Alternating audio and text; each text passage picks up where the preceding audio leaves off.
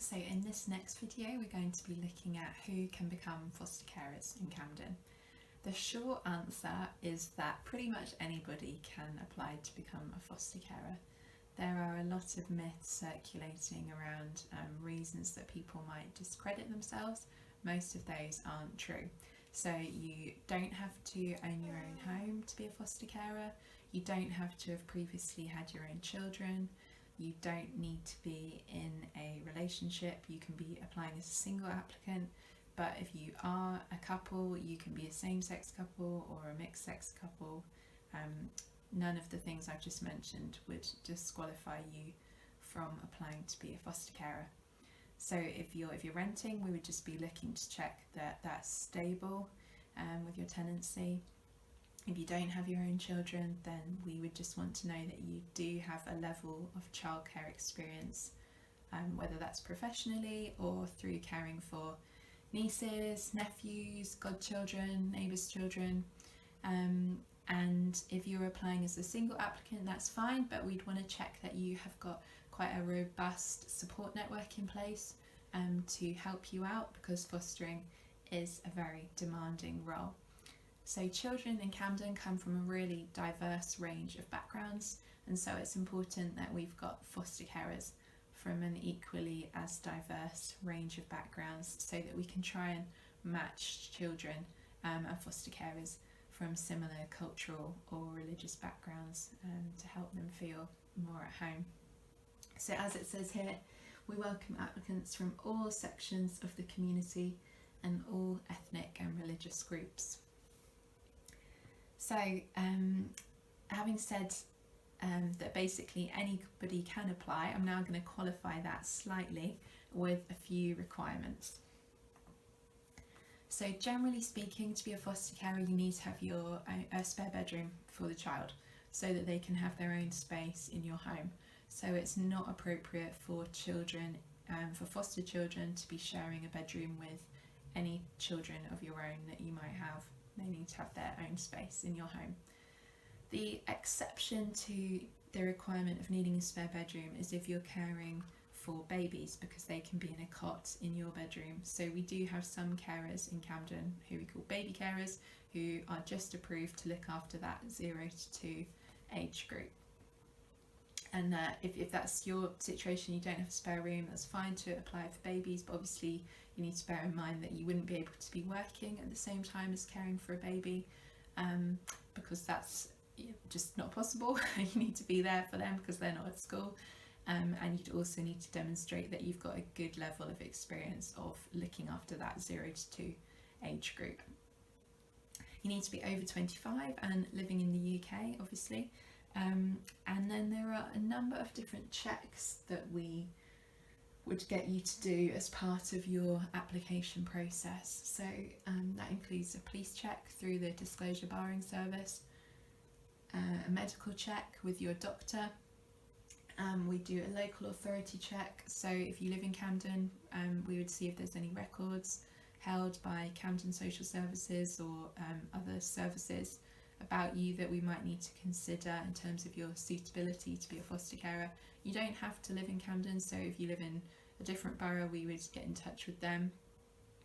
And then we would get you to provide people to give references about your suitability and ability to care for children.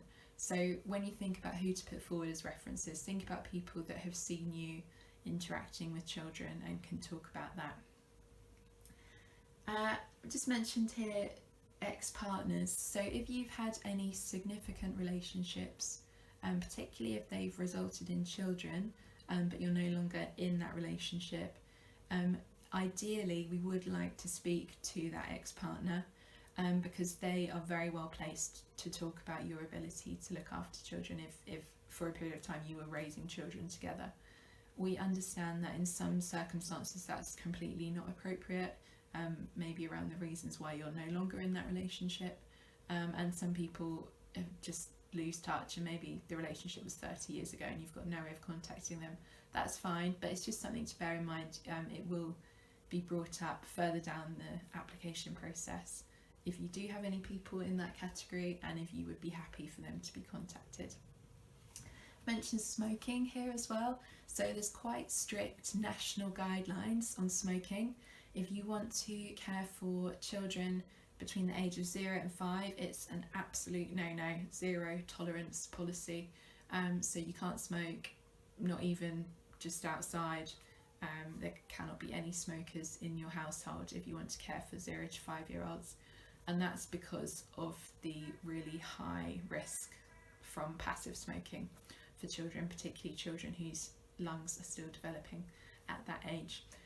If you're caring for older children, so kind of 5 and up to 18, and you smoke, that's not a deal breaker, but we would have to have quite detailed conversations about what that would look like. So you wouldn't be able to smoke in the home or in your car, and we would be encouraging you to think about quitting as well. And with all of these checks, there are a lot of them, and it can feel like there's a lot of hurdles that you have to jump over in the process of applying to be a foster carer. We're really not trying to catch people out. I said at the beginning of the first video that we are desperate for more foster carers. So this isn't about making it an impossible task, but we do need to have a really good understanding of who you are, and be confident that you are capable of looking after vulnerable children to a good level. So my advice to you with all of these checks would just be to be honest. You might think, oh gosh, I had this awful thing happen, or that awful thing happen, or I'm taking this medication, or I have this caution on my DBS. It's not necessarily a problem at all. If there have been significant things that have happened, we would just want to talk about them and to understand how those things happened, why they happened, and what you've learned from them. So say you've maybe had a lot of bereavements and you think, oh gosh, I wonder if that's going to be a problem. Not necessarily at all. If you can show actually how you were able to come through that, how you were able to seek support if you were going through a bit of a low period, that actually is very positive, because it demonstrates you know how to take care of yourself, and probably that you've come out the other side a more resilient person. And resilience is a really, really important characteristic for foster carers. Likewise with the medical check and the DBS, if there are things that you think are going to come up on those, it's helpful if you can let us know in advance so we can be talking about them. With the medical, we're not looking for Olympic athletes, we're looking for people that are fit and healthy enough to keep up with children. So if you've got a really bad back and you want to care for babies, we might just want to talk about the suitability of that, where babies require a lot more physical care than, say, a teenager.